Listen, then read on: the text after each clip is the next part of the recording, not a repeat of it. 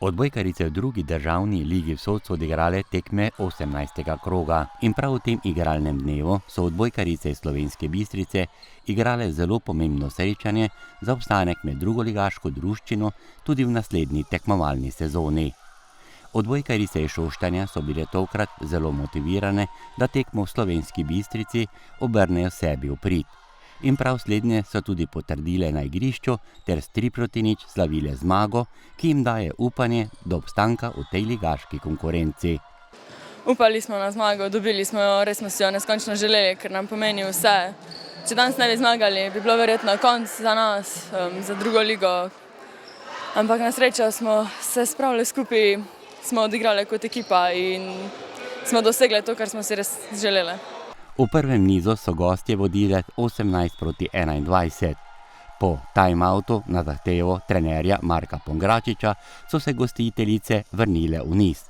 20-21 je bilo, točki pa sta dosegli Lorberova in Rožanceva.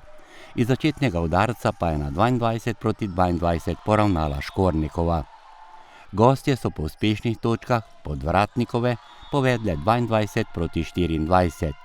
Rajhova je zadela za 23. točko, nato pa so gostje izkoristile drugo zaključno žogo za niz in povedle v tekmi z 1-0. Domačinke so v drugi niz stopile, kot da nimajo več kaj izgubiti, in tako v niz odprle s 5-1. Škornikova je dosegla 11. točko za vodstvo 11-5. Igralke Šoštanja pa so naredile delni izid 4-0 in prišle na 14-12. Na 16-16 pa so gostje izenačile s točko Tonklove. Nato pa do konca niza, ki je šel podaljšek, prava drama za domače igralke. Varovanke Marka Pongračiča so vodile že 24-21 in to po točkah, ki jih je začetnega udarca priigrala Rahletova. Domačinke niso izkoristile 4 zaključnih žog in dovolile, da so nasprotnice poravnale na 26-26.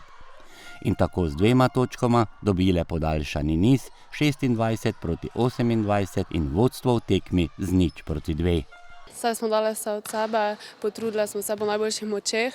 Res je, da bi mogli zmagati to tekmo, ampak mislim, vse smo se borili, imamo še 3 tekme, ki jih lahko dobimo z trudom, pa če bomo malo bolj pridno trenirali, tako da nič ni izgubljeno. Po drugem nizu, kjer so pri porazu morda imele prste vmes tudi sodniške odločitve, sodnica je razburila bistriško športno publiko, so domače igralke vstopile v tretji niz bolj negotovo. To pa so izkoristile gostje in v nizu povedle 11-16. Kristanova je na mreži zaključila za 19. in 20. točko, naslednje 3 točke pa so dosegle gostje za zmago v nizu z 21-25 in tekmo dobile s 3-0. Na katerih elementih igre graditi, torej v zadnjih 3 krogih, ki vas čakajo? Predvsem na servisu in sprejemu.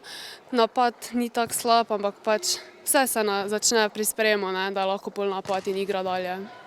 Po bolečem porazu pa je bil po tekmi vidno razočaran tudi trener Marko Pongračič.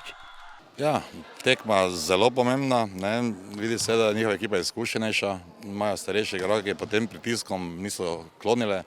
Mi smo pa odigrali danes, jaz verjamem, da najslabšo tekmo v 2-3 letih, pa ne da si punce ne bi želele. Pritisk je velike napake, trde noge, ni dobene mehkobe.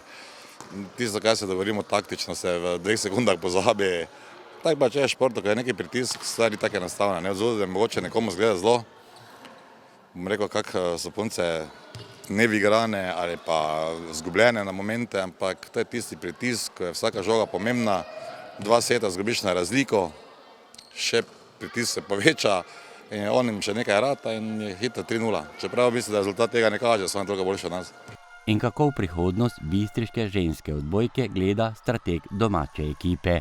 Zdaj do konca imamo še Ljubno zunaj, ker bo zelo težko kaj narediti. Oni se tudi borijo za izpad, so še bolj motivirani, tudi bolj izkušena ekipa. Potem gremo v Mursko in zadnjo kolo imamo Lendavo doma.